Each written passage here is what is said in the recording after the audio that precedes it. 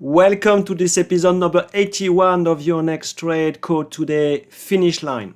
Big week for the market where we're going to have on Tuesday the results of the US election. Is it going to be Tuesday? There are good chances that it might be more than the overnight between Tuesday and Wednesday, depending on how close the elections will be. And what the markets, what the polls have been telling us more recently is this is going to be a very tight race between Harris and Trump. We underlined last weekend that the market was looking at Trump as the potential winner, looking at most of the asset classes. We are talking stocks, cryptos, we were talking bonds, but over the last three sessions of last week, what we saw is a bit of a reversal of the themes that were pro-Trump, and some of the stocks, some of the sectors and industries that will benefit from Harris have been outperforming. So very big week. We're going to have the Chinese Politburo that is going to be sitting and deciding what is the size of the fiscal stimulus. That will be between Monday and Thursday. As we said, on Tuesday and for the next few days, we don't know how quickly the results of the US elections. Then on Thursday, guess what? We get the FOMC meeting and the expectations are for 25 bips cut. So a lot of catalysts going forward. If you think about finish line, this is not only the finish line for these elections, but we are in November. And for most fund managers, we are talking hedge funds, long only, whatever you name them. If you have a big move after November, you will have to chase. Okay, so if the market is going much higher, you don't want a market going up by 5% and not be in it. So that means you will have to follow. And on the other hand, if the market starts to correct, you don't want to be down too much. So very interesting moves going forward with the expectation that people could be putting money at work or not in the next few weeks. So what about the year-to-date asset performance? We gave back a bit of performance. If we look at the week-to-date asset performance, we see here those are the stocks that most of the equity markets were down. We are talking 1.5% roughly. So a bit of correction after this massive move that started in August, where the market is up from 5,200 to almost 6,000. So very, very big move. A bit of profit taking, a bit of rotation between the sectors that were performing and underperforming. And in the meantime, as we see here, a bit of as well profit taking in the dollars, a bit of weakness, not that much. And if we look at the week-to-date industry performance, as we can see, if we look at the S&P, so we get the Nasdaq here, and if you look at everything that is on the left-hand side, this is the profit taking. This is the gold miners, the silver, semiconductors. So the sectors, the industries that have been doing very well. And on the other end of the spectrum, some of the names, one of the names, for example, that we mentioned, Solar, the ticker is TAN, which will benefit massively if Harris will be elected. So on the sector's performance, except the telco sector, most of the sectors were down. 3% for the real estate, 2.8% utilities, and 2.8% minus for technology. The reason is we had some big tech that released the earnings. Microsoft did not do very well on the day. Amazon did very, very well. But overall, there is some profit taking in that space. And if we look at the sectors, both real estate and utilities, what has been happening is rates have been on the way up more recently. So on Friday, the US 10 years finished in terms of yields at 4.39%. So a really big move over the last few weeks. Why? Because we are expecting, again, or the market is expecting a Trump win. And even if it's a Harris win, that means the deficit of the US government will be massive over the next few years. We are talking between 5 to 8% of the GDP, meaning that there will be a lot of bond supply to finance this deficit. Okay, and overall, if you have an economy that is doing well, you still gonna have a bit of inflation, and you run up pretty hot with the deficit. That means you need to have higher yields, and we saw over the last few weeks yields going much higher, meaning bonds going lower. not only in the US, that is true across the world. And as you can see, that is true as well for the UK. So the UK yields were up 20 bips on the week. Why? Because we're going to discuss, we will see that there was the UK budget. So what about the Fed's fund expectations through the Fed fund rates? And we do have, as I said, this Thursday FOMC meeting, and the expectations now are for roughly a cut of 25 bips. Okay, the odds are around 80% that the Fed will be cutting by 25 bips. Going forward, I think it's a 50-50 chance that we're going to have a cut of 25 bips in December based on the numbers, the actual numbers that we have now. Why are we pricing 25 bips for this meeting? It's mostly because the NFP numbers, so the job numbers that we had on Friday, were pretty bad. Only 12,000 jobs created versus expectations around 100,000. You can blame hurricane, you can blame some strike, but the trend has not been that strong, and there are good chances that the Fed will be using that 12,000 number to justify a 25 bips cut.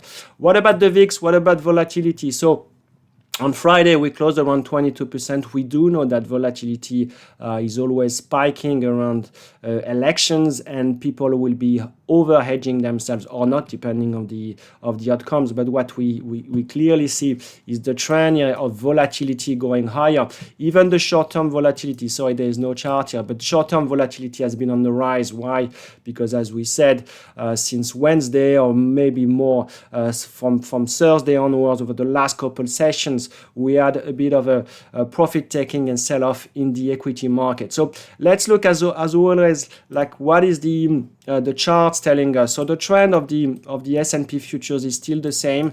We broke the wedge on the way down, so it's almost the same. You have this big trend that started in 2023 where you go up, you get those big signal, then you fell, a bit of consolidation, you carry on. What you can see from those moves is pretty clear, is the percentage move. If we go from here to there, from here to there, is getting smaller and smaller. So by definitions, the higher you go, the higher the odds are for you to be close to a peak. Will that be an intermediate peak or not? But we have, over the last few sessions, some correction, as we see here in that chart. So that will be here on Thursday.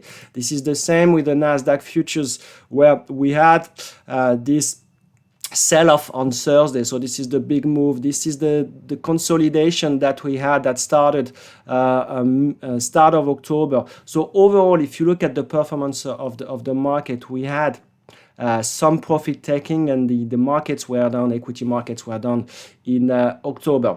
What about CL1? Looking at oil, so oil, the $67-68 is still working pretty well as a support. If my Bloomberg is keen enough to helps. So this is just $67 roughly, strong support. So I will be keeping an eye, obviously, on that level. As long as supply demand is the same, we should be holding this 67. And we saw as well that the OPEC has decided to delay cutting the supply. So we have chances that to stay around that level. Finally, I don't want to be spending too much time on currency, but as I've been flagging last weekend, if you are looking at the leader of these leaders, and what is the market, paying for Harris or Trump winning, obviously, DJT, the Trump media stock has been a good leading indicator, and that it turned over the week. So we had this massive move from 10 to 50, and it's almost like, if you do the correlation between the S&P and that stock over the last 2 weeks, you're going to have a very strong correlation. So as always, you're trying to be finding the indicators for where the market could be going. So going into this week, what did we have? So this is for the S&P futures over the last 5 sessions. We were trading for quite a long time between 58.50 to 5900. A lot of positioning in terms of hedging was on the left-hand side, is still on the left-hand side, which is 5,800 and below. Very little on the right-hand side. So many people calling as long as we don't drop too much, there's going to be a good chance that going into the year end, we're going to go and targeting this 6,000. For the time being, we are going lower because, the delta, the gamma is kicking in. And that means the market, if you look at the 57.30, those are big levels that we are. So we almost go into that level 57.30. Those are important levels. You see the sell-off that we had on Thursday. The reason was profit taking in the big tech. We are talking Microsoft that didn't do very well. We had the bonds, as we say, going much higher. So a bit of taking profit on the Trump versus Harris trade. Several factors explaining this sell-off. But if you look at volumes, actually, you will see that the volumes for not such a big move, for this a decent move like Thursday, have been pretty low versus average. So it doesn't feel like there is a lot of participation. People are on the wait and see. Now I want to discuss, UK gilt. Why? So UK gilt, this is the UK 10 years, and you can see the big move that we had on Wednesday after the UK budget. So people are now making jokes or not, could that be the same as when we had a big sell-off in the UK gilt a couple of years ago? So we should be keeping an eye on all those bonds, not only the UK, US, Europe, because now we are in a world where yields have been and are pretty high, that we are expecting most countries to be running deficits, and the bond vigilantes, meaning people that are looking at the balance sheet of the different countries are saying be careful and by not running too much deficit. In terms of earnings, we saw that the earnings season has been okay so far, not that great. We're kind of just below average with some decent moves if you're missing or if you're beating. In terms of macro, we had the GDP that we flagged last weekend, around 3%, just below the 3%. PCE that was in line, so we are talking inflation. And NFP, actually, that NFP that was pretty bad, 12,000 versus 100,000 creation. Finally, I want to flag a special situation, or let's say a stock that you all probably know if you've been trading for more than 2 weeks. We are talking here about SMCI, which is providing to AI some cooling system, and the stock has been doing very well, same as Nvidia over the last couple of years, and the stock was included into the S&P mid-March 2024, and you see the run before the inclusion into the S&P. And guess what? Since then, the stock is roughly down 70%. So what does it tell you? It's not because you go into a big index that you're going to be doing very well going forward. We saw that over the weekend that Nvidia will go into the Dow Jones instead of Intel going out. But for single names, there is always a research to be doing. SMCI is really a special situation in a term that it's more than that. We had some short activists saying they have issues with their balance sheet, and actually over the week their auditors EY said that they don't want to do forward their accounts. So meaning that is something that is very rare, especially on the S&P 500. But what we try to do when you're trading, you try to be looking at the macro. You try to be looking at special situations like those ones, and the catalyst going forward. So what are the catalysts? Obviously, you have the election. This is Tuesday, where the expectations, the results are going to be overnight.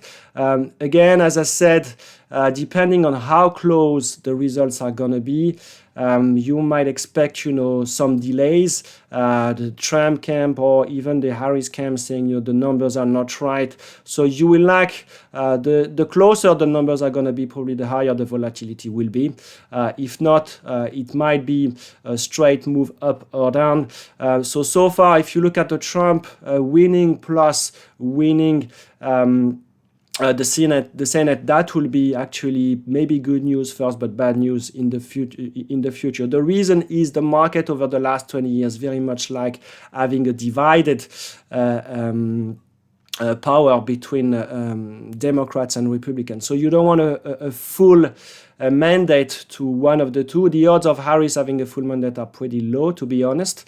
But really, you want to be looking and having pretty well balance between, as I said, Republicans and Democrats. So we still gonna have some macro with the ISM, PMI and services on Tuesday. So this is for the US. We will see some PMI services early Monday for Europe. So this is mostly for the macro.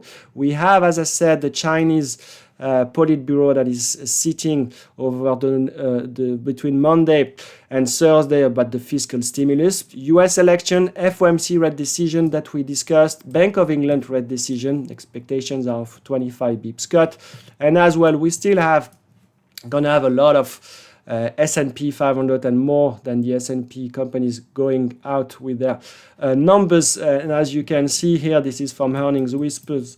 We're going to have some big names releasing their numbers. So if we link the FOMC meeting with what have been happening most recently in terms of the S&P, it's a bit of up and down. Most recently, less visibility. Why? Because the NFP numbers, the job market numbers have not been that great. So finally, I want to finish with by how much the S&P 500 is expected to move this week. We are talking 2.6%, which is way above what we had recently. It's pretty obvious. The US elections expectations are for a big move. Are we going to have this big move? If you are trading in 2016, when Trump won, despite having very little expectations from the market, we went from sold limit down at 3-4 in the morning UK time. We were literally down 7%, I think, and over the day we managed to bounce and actually to finish up on the day. If you are trading in 2016, it was, for example, ICANN saying that he was actively buying the market, buying billions of futures and so on. So be careful, because the volatility and I think the liquidity, more importantly, could be quite poor. And this is the best time for the market makers just to pull out some of their bid offers and waiting for you to get nicely losing money. So this is it for me for this week. Big week. This is the finish line for the equity market on the week, and as well we are getting closer to the end of the year. So if you want to know more about what we do, you can go obviously on the website. You can join us on the trading community. We are talking Discord, where we might be moving in the next few weeks, few months into a paywall for the big channels that most people don't have access to. So this is something that I want to develop, because I want more synergies and more involvement from people on the Discord community. Any questions, you can reach me on greg@duponttrading.com. And this is it for me for this week. Have a good trading week. Bye-bye.